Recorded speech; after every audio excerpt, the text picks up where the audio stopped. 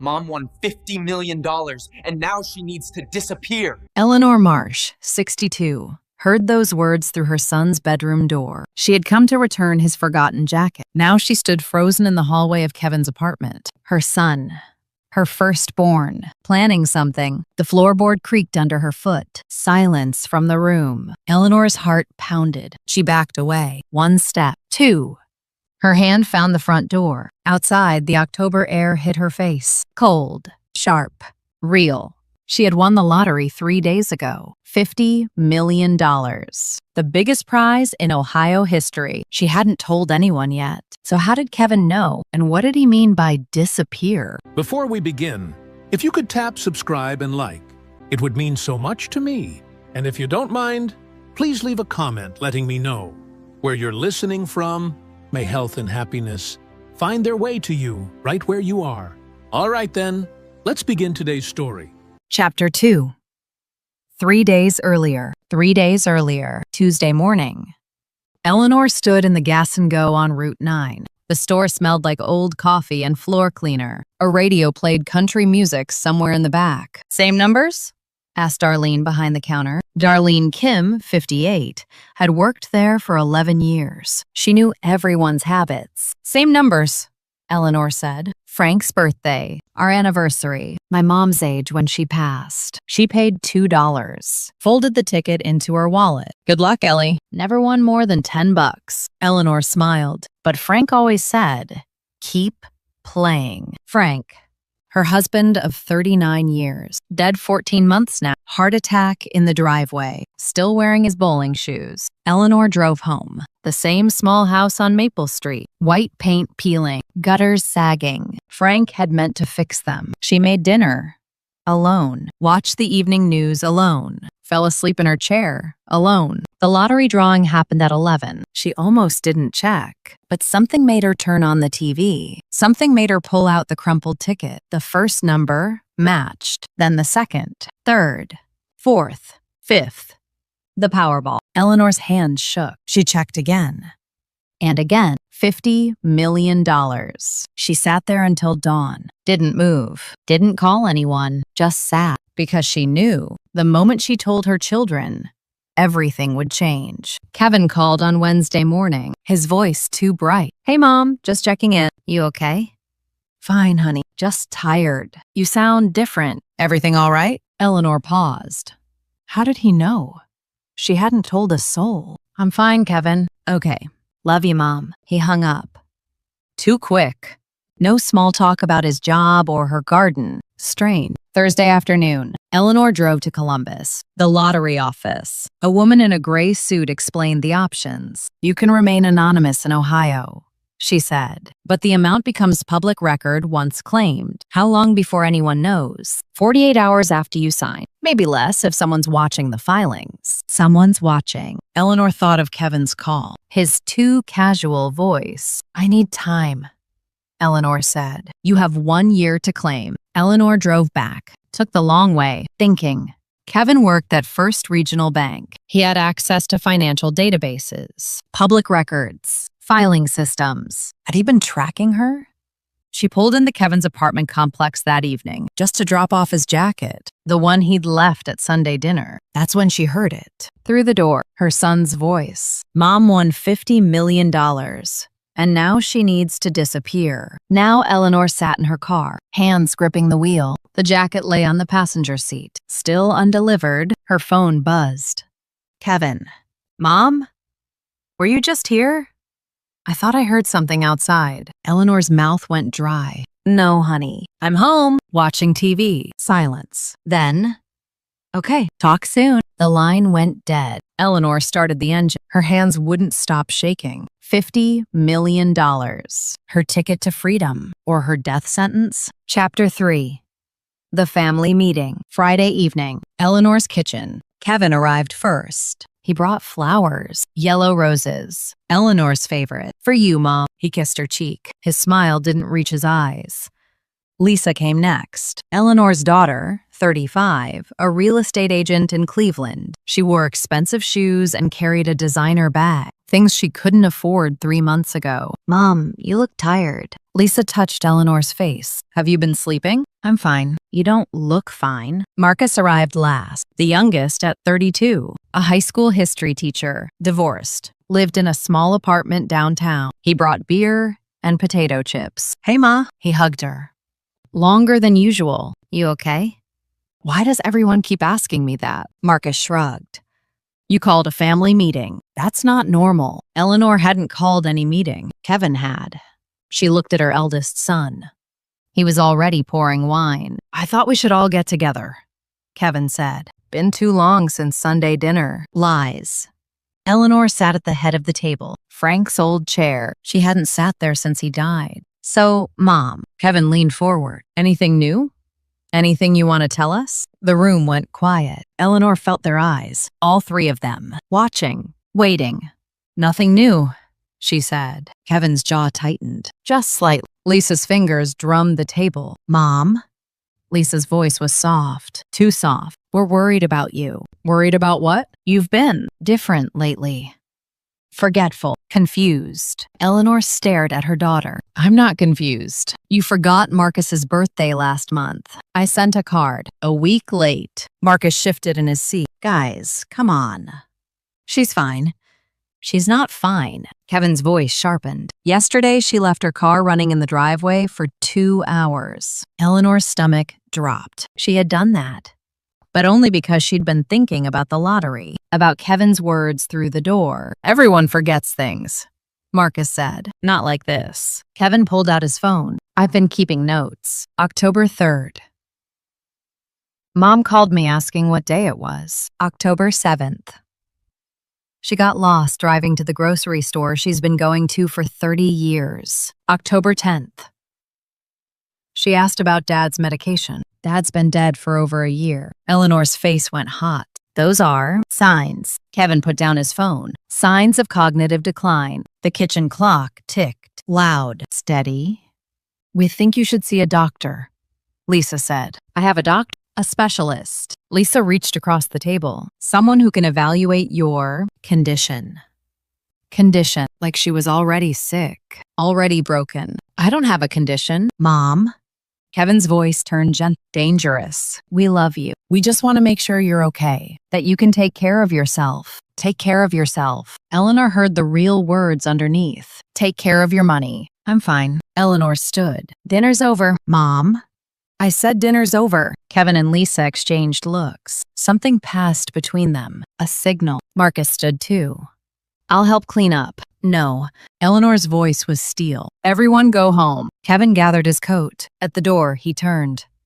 Mom, this isn't over. We're doing this because we love you. The door closed behind him. The sound echoed through the empty house. Marcus lingered. Ma, what's going on? Nothing. That wasn't nothing.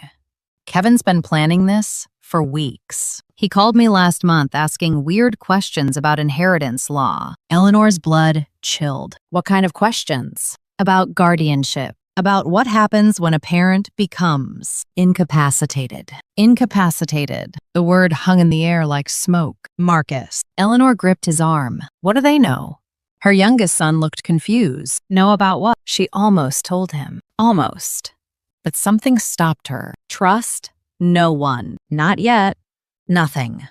Forget I asked. Marcus left, reluctantly. Eleanor locked the door, then the back door, then checked every window. $50 million. Her children didn't want her healthy. They didn't want her happy. They wanted her declared mentally incompetent. And then they'd take everything. Chapter 4.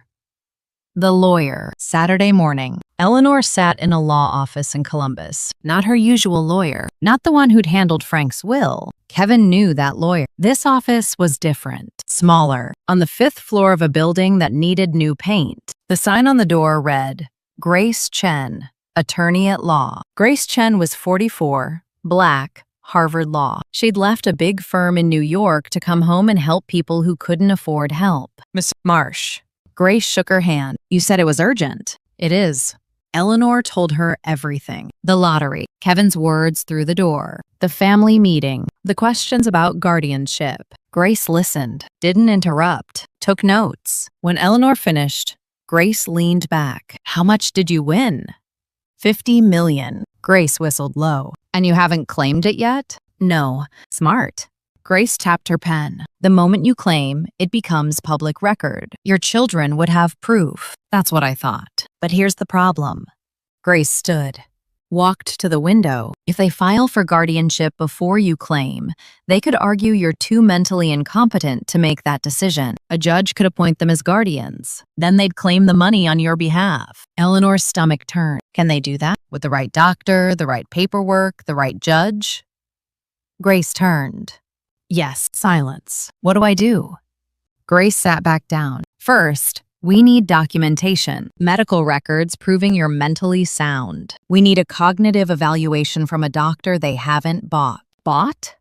Miss Marsh, you're talking about $50 million. That's enough to buy a lot of doctors. Eleanor thought of Kevin's list. All those incidents. Dated.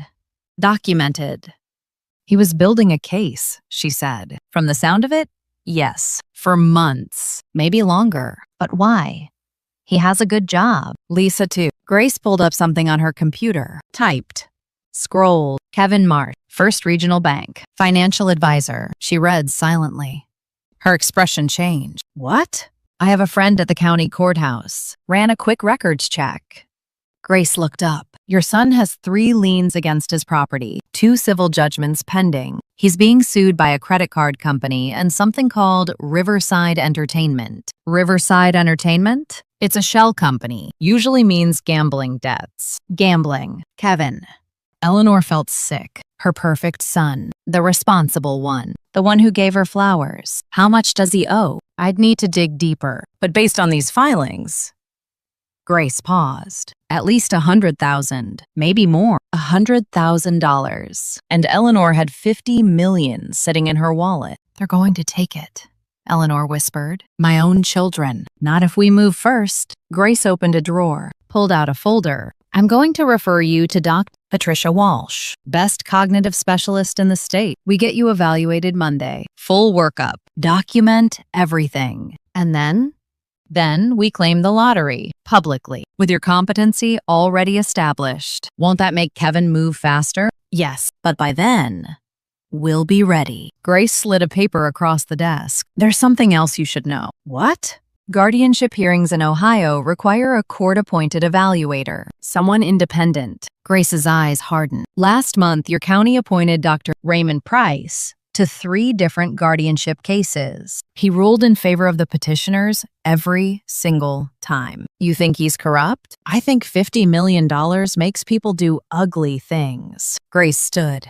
Including mothers, including sons, including doctors. Eleanor signed the retainer agreement. Her hand was steady. She was done being afraid. One more thing, Eleanor said at the door. What happens if they win?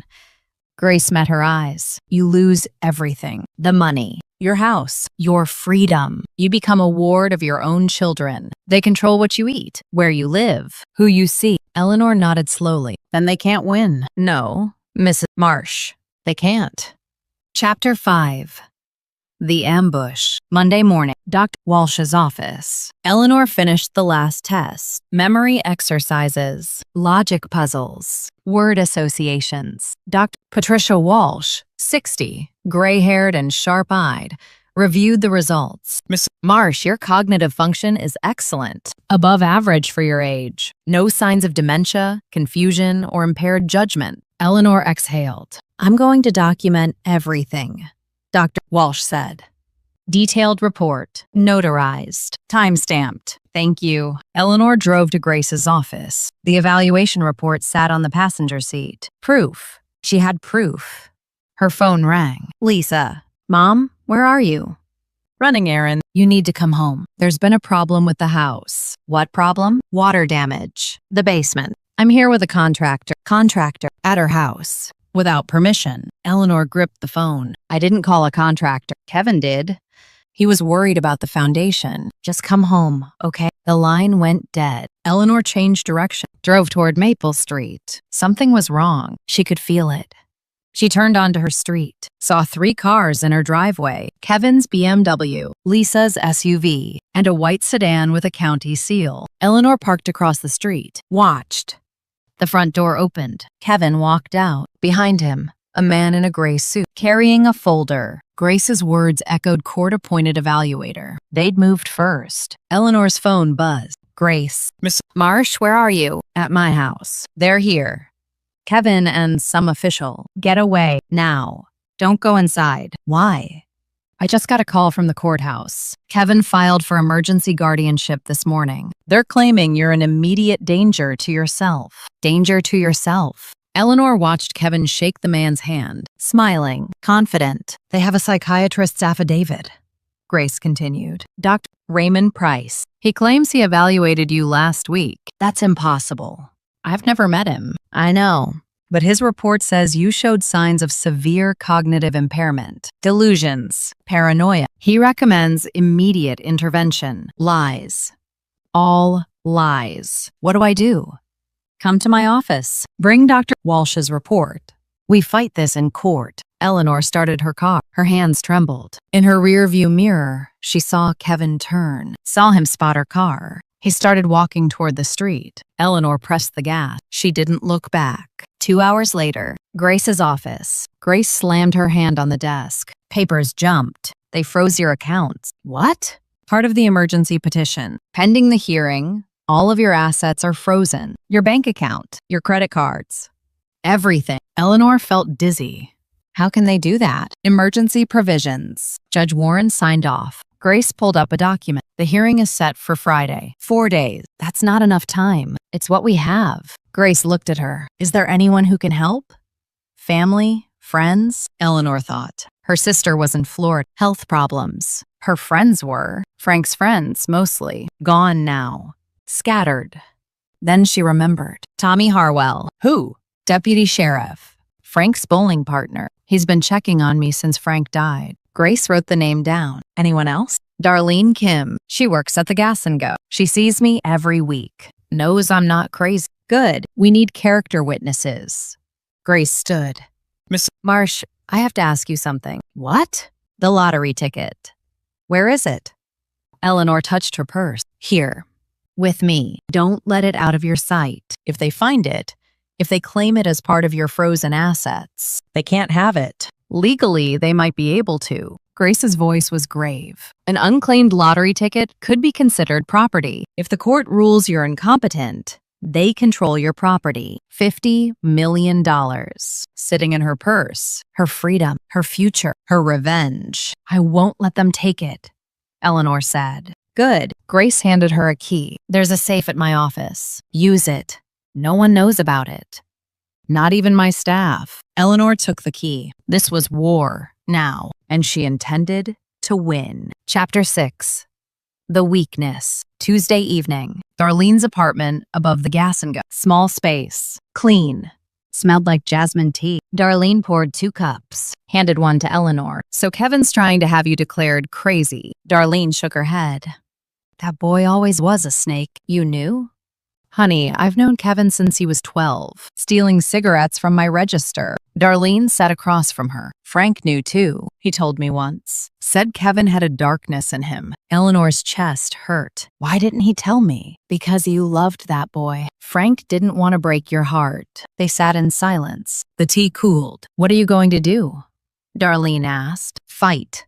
I have a lawyer. A doctor's report.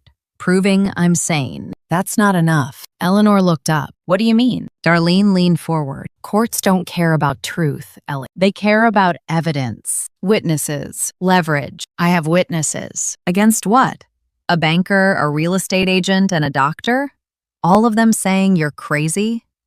Darlene shook her head. You need something on them. Something that proves they're lying. Leverage. Eleanor thought about Kevin's debts. The gambling. The shell company. Kevin owes money, she said. A lot of money. To bad people. Darlene's eyes sharpened. How bad? My lawyer thinks over $100,000. To who? Something called Riverside Entertainment. Darlene went pale. Actually pale. What? Eleanor set down her cup. What is it? Riverside Entertainment. Darlene stood, walked to the window. That's Victor Salinas. Who's Victor Salinas? He owns 3 casinos in Indiana and about half the illegal gambling in Ohio. Darlene turned. Ellie, if Kevin owes Salinas money, he's desperate. Not just greedy, desperate. Desperate people do desperate things. There's more, Darlene said. Salinas has connections. Police, judges, politicians. Judge Warren? Darlene hesitated. Maybe. I don't know for sure, but I've heard rumors. Connections everywhere. Eleanor felt small, an old woman against an army. There's one thing, Darlene said slowly. My nephew works at Riverside. Security. He sees things. What kind of things? Records, debts, payments.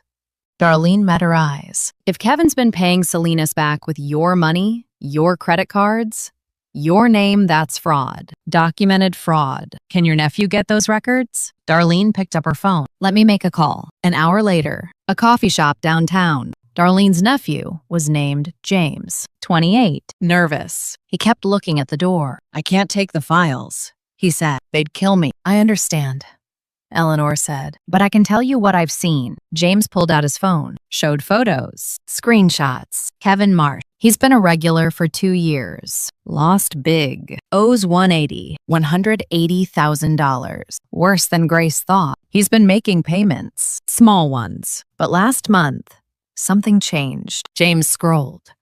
He came in with a plan. Said he'd have the money soon. Big money. Said something about his mother. What exactly? He said. James hesitated. He said his mother wouldn't need it anymore. That she was going away. Going away. Not disappear this time. Going away. Eleanor's hands clenched. He's been making payments with stolen credit. James continued. Cards in your name, Miss Marsh. I checked. 3 cards. Maxed out. Identity theft. Her own son. Can you testify to this? Grace had joined them. She sat beside Eleanor now. James shook his head. No way. I have a daughter. I can't risk it. What about the screenshots? I can email them anonymously, but that's it. Grace nodded. That's enough. Send them to this address. She slid a card across the table. James took it, left quickly. Eleanor sat in the silence. Miss Marsh.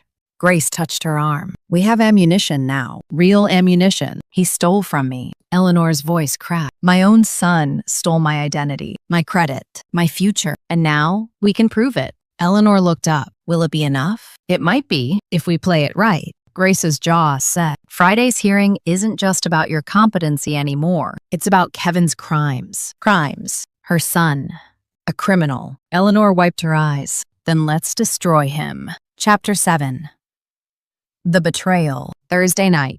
One day before the hearing, Eleanor sat in Grace's office, going over documents, preparing testimony. Her phone rang. Marcus. Ma, I need to see you. It's late, Marcus. Please. It's important. I found something. Eleanor hesitated. Marcus had been quiet all week, not returning calls, not taking sides. Where? The old diner. Dad's place. 20 minutes. The line went dead. Grace looked up. What is it? Marcus wants to meet. Says he found something. Don't go alone. He's my son. So is Kevin. Grace's voice was sharp. I'll come with you. They drove to Frank's diner. Closed now. Boarded up. Frank had sold it years ago, but the name stayed. Marcus's car was in the lot. Engine off. Lights on. Eleanor got out. Grace stayed back, watching. Ma. Marcus stood by the building. Alone. Looking scared. What did you find? Marcus pulled out a folder. Kevin's files. From his office computer. Lisa helped me get them. Lisa helped you? She's scared, Ma. Kevin's out of control. She didn't know how bad it was. Marcus handed over the folder. This is everything. His debts. His plans. Everything. Eleanor opened it. Pages of numbers. Emails. Bank statements. And there. A document, headed Guardianship Transfer of Assets. A plan, detail, step by step. Step 1. Establish cognitive decline. Step 2. Emergency guardianship petition. Step 3. Freeze assets. Step 4. Claim lottery prize as guardian. Step 5. Liquidate all property. Step 6. Distribute funds. Distribute funds. To Kevin. To Lisa. To Marcus. Eleanor's blood turned cold. Your name is on this. Marcus's face fell. Ma, your name. Right here. 1/3 of $50 million. I didn't know. I swear. Kevin said it was just in case. In case you got sick. To protect the family. To protect the family? Eleanor's voice rose. You were going to steal from all three of you. I didn't understand what he was really doing. Not until yesterday, when I saw the credit card statements. Marcus stepped forward. Ma, I'm sorry. I'm so sorry. Eleanor stepped back, away from him. Did you know about Dr. Price? The fake evaluation? Marcus went still. You did know. Kevin said it was just to speed things up, that you'd never find out, that we'd take care of you, take care of her, like a problem to be solved. Who else knows?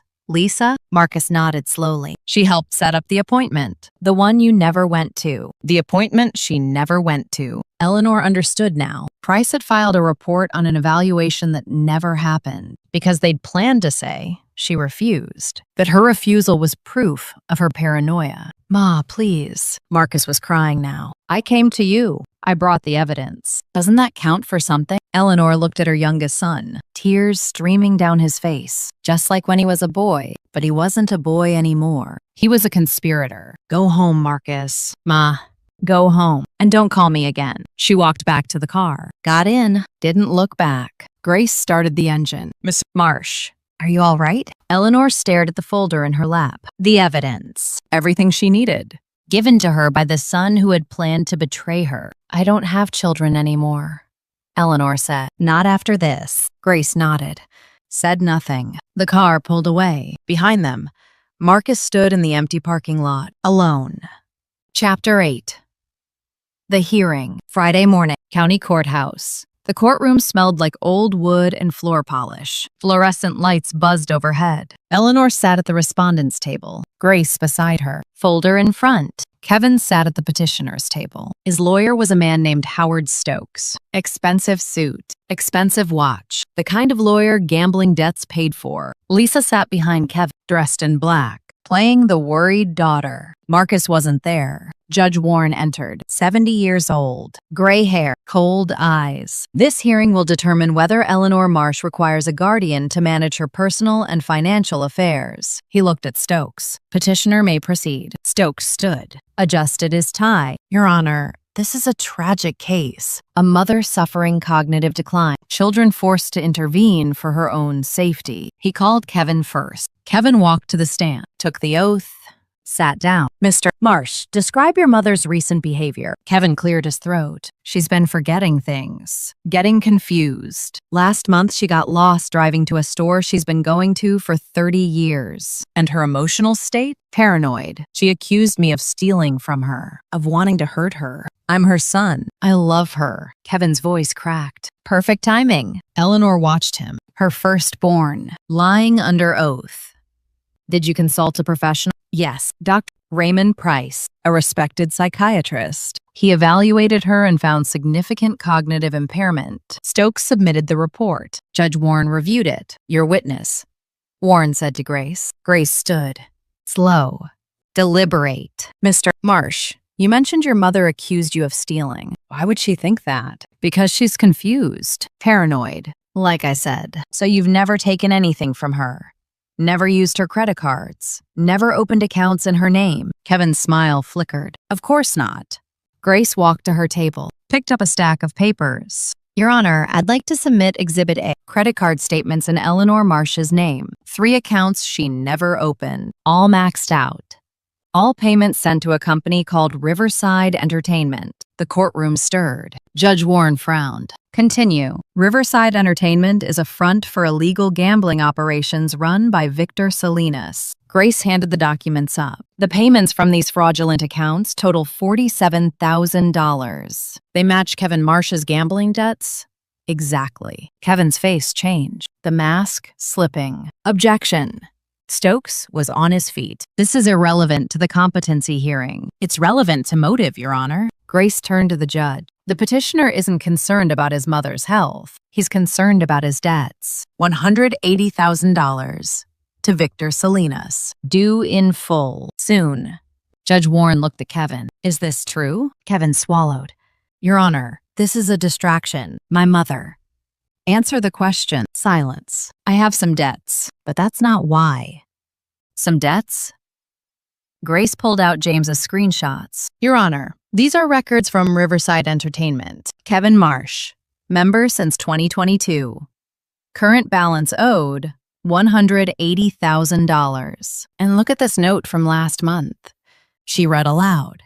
Client claims large payment coming soon, says mother going away. Doesn't need money anymore. The words echoed in the courtroom. Going away. Kevin's face went white. That's not... I didn't mean. What did you mean, Mr. Marsh?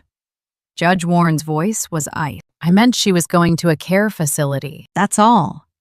A nice place, where she'd be comfortable. A care facility? Grace smiled. No warmth. Or a guardianship where you control her $50 million lottery prize. Gasps from the gallery. Judge Warren leaned forward. $50 million? Grace nodded. Eleanor Marsh won the Ohio Mega Millions jackpot 12 days ago. She hasn't claimed it yet, because she discovered her children were plotting to have her declared incompetent first. The room exploded. Voices. Movement. Judge Warren banged his gavel. Order! Silence fell. Mr. Marsh. Warren's voice was deadly quiet. Did you know about this lottery prize? Kevin's mouth opened. Close. Your Honor, my client... Stokes tried to intervene. Sit down. Warren pointed at Kevin. Answer me. Kevin's hands shook. I heard a rumor. A rumor. And that's when you filed for guardianship. Right after hearing this rumor, I was concerned about her well-being. You were concerned about $50 million. Warren sat back. I've heard enough. Grace spoke. Your Honor, I'd also like to submit Exhibit B, a cognitive evaluation of Eleanor Marsh conducted by Dr. Patricia Walsh, board-certified specialist, 40 years of experience. She handed up the report. According to Dr. Walsh, Eleanor Marsh shows no signs of cognitive impairment. Her memory, judgment, and reasoning are fully intact, above average for her age. Warren read the report. His expression hardened. And Dr. Price's evaluation? Dr. Price never met Eleanor Marsh. Grace's voice sharpened. His report is a fabrication, paid for, I suspect, by the petitioner. Objection! Stokes shouted. Overruled. Warren set down both reports. Dr. Price's evaluation is stricken from the record pending investigation. Kevin slumped in his chair. Lisa behind him had gone pale. Your Honor, Grace stood tall. I move to dismiss this petition with prejudice, and I request that you refer the matter of Kevin Marsh's perjury, fraud, and identity theft to the district attorney. Warren nodded slowly. Motion granted. He looked at Kevin. Mr. Marsh, you're not going anywhere. Bailiff, please ensure Mr. Marsh remains for questioning by law enforcement. Kevin lunged to his feet. You can't do this. She's my mother. I was trying to help. Help yourself to her money. Warren's gavel fell. This hearing is adjourned. The bailiff moved toward Kevin. Handcuffs ready. Kevin looked at Eleanor. Desperate. Broken. Mom? Please. Tell them this is a mistake. Eleanor stood, looked at her son. The boy she'd raised. The man he'd become. No, Kevin. She walked out of the courtroom. Behind her, the sound of handcuffs clicking shut. Chapter 9. The Aftermath. 3 months later, Kevin sat in a holding cell at the county jail. His bail had been set at $200,000. No one paid it. The charges: identity theft, fraud, perjury, conspiracy. More coming. His lawyer quit after the first hearing. Couldn't afford a new one. Victor Salinas had sent collectors. Kevin told them he couldn't pay from jail. They said they'd wait. Waiting was worse than anything. Lisa lost her real estate license. The state board reviewed her involvement in the guardianship scheme. Fraud by omission, they called it. Her husband filed for divorce 2 weeks later. Took the kids to his mother's house in Indiana. Lisa sold everything. The designer bags, the expensive shoes, the SUV. She moved into a studio apartment, worked at a call center now, $8 above minimum wage. She hadn't spoken to Eleanor since the hearing. Marcus was the only one who tried. He wrote letters, long ones, explaining, apologizing, begging for forgiveness. Eleanor read each one. Then she burned them, not because she hated him, but because she wasn't ready, maybe never would be. Grace called on a Tuesday afternoon. "It's time," she said. "The 48-hour window starts today. Are you sure you want to go public?" Eleanor thought about it. "Anonymous or public? Hide or stand? Public," she said. "Let everyone know." The lottery office was quiet this time. Same woman in the gray suit. Same forms, but now there were cameras outside. Reporters. Questions shouted through the glass doors. Eleanor signed her name, collected the oversized check, smiled for the photo. $50 million. After taxes, $32 million. Still more than she could spend in 3 lifetimes. The reporters swarmed. "Miss Marsh, how do you feel?" "Lucky. What are your plans for the money?" "Pay my lawyer." Eleanor smiled at Grace. "She earned it." "Is it true your children tried to have you declared mentally incompetent?" Eleanor paused. The cameras flashed. "My children made choices. They're living with the consequences." She looked directly into the lens. No one is entitled to someone else's money, not even family, especially not family. The clip played on every news channel for a week. Deputy Tommy Harwell stopped by Eleanor's house the next Saturday. He brought pie, cherry, Frank's favorite. "You did good, Ellie." He sat on the porch. "Same spot Frank used to sit." "I almost didn't, but you did." Eleanor ate the pie, watched the sunset. "Tommy, can I ask you something?" "Anything." "Did Frank know about Kevin's gambling?" Tommy was quiet for a long time. He suspected. Last year, before he died, he was going to talk to Kevin, try to help him. He never got the chance. "No." Tommy set down his fork. Heart attack in the driveway, still wearing his bowling shoes. Eleanor wiped her eyes. "Maybe that's what started Kevin down this path," she said. "Losing his father. Maybe. But grief doesn't excuse stealing from your mother." Tommy stood. "Kevin made his choices. You made yours. That's all any of us can do." He left the pie, the whole tin. Eleanor sat on the porch until the stars came out. Darlene called the next morning. "You're famous now. Got 3 customers asking about you yesterday. What did you tell them?" "That you're the toughest woman I know. And that you still owe me $2 for last week's ticket." Eleanor laughed. First real laugh in months. "I'll pay you back. With interest." They talked for an hour. About nothing. About everything. When Eleanor hung up, she felt lighter. Not healed. Not yet. Maybe not ever. But lighter. The house on Maple Street needed new paint, new gutters. Frank had meant to fix them. Eleanor called a contractor, a real one this time. "How much?" she asked. "For the whole exterior?" "About $15,000. "Do it." "Yes, ma'am." The work started Monday. 3 guys, scaffolding, ladders. Eleanor watched from the kitchen window, coffee in hand. $50 million. Her ticket to freedom and her fresh start. Chapter 10. The last letter. 1 year later, Eleanor sat in her new house, a cottage by the lake. Not too big, just right. The morning sun came through the window. Birds sang outside. Her phone rang. "Grace, happy anniversary." "Anniversary?" 1 year since the hearing. 1 year since you got your life back. Eleanor smiled. "Has it been that long?" "Time flies when you're not being robbed by your children." They talked about the foundation. Eleanor had started one, helping elderly victims of financial abuse. 23 families so far. More every month. "There's something else," Grace said. "Kevin's parole hearing is next week. He asked to speak with you." Eleanor's hand tightened on the phone. "I'm not going." "I didn't think you would. Just wanted you to know." "Thank you, Grace, for everything." "Thank you for being the bravest client I ever had." The call ended. Eleanor walked to the porch. Lake stretched out before her. Calm. Blue. Endless. A car pulled up the driveway. Tommy got out. Waved. He visited every few weeks now. Brought groceries. Helped with yard work. "Got your mail," he said. "This one's strange." He handed her an envelope. No return address. Postmarked from the county jail. Kevin.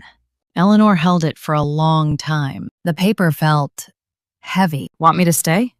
Tommy asked. "Please."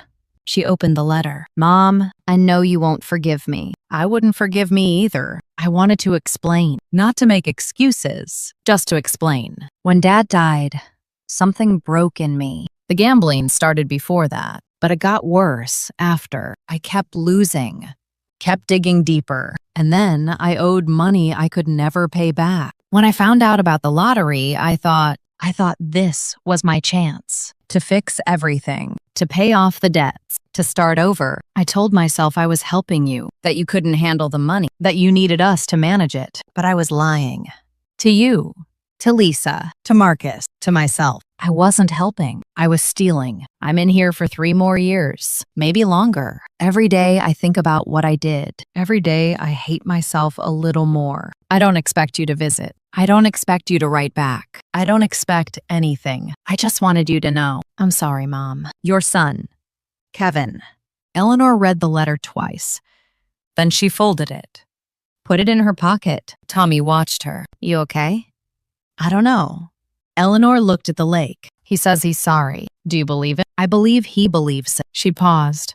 But sorry doesn't undo what he did. It doesn't give me back those months of fear, those nights I couldn't sleep. That moment in the courtroom when I realized all 3 of my children wanted to take everything from me. So what do you do with the letter? Eleanor thought about it. The burning she used to do. The ritual destruction of Marcus's apologies. I keep it, she said finally. Why? Because someday, maybe, I'll be ready to forgive. She touched her pocket. Not today. Maybe not this year, but someday. Tommy nodded, said nothing. They sat on the porch, watching the lake, drinking coffee. Eleanor thought about Frank, about the life they'd built, the children they'd raised, about how quickly everything could change. Tommy? Yeah? Do you think Frank would be proud of me? Tommy smiled. Ellie, I think he'd say you're the toughest woman in Ohio. He raised his coffee cup. And I'd agree. Eleanor laughed. The sun rose higher. The lake sparkled. $50 million sat in various accounts. The foundation, the investments, the savings. But the real prize wasn't the money. It was this. The porch, the lake, the friend beside her, the life she'd fought to keep. Eleanor Marsh had won the lottery twice. Once by luck, once by choice. And she intended to enjoy every moment. The end.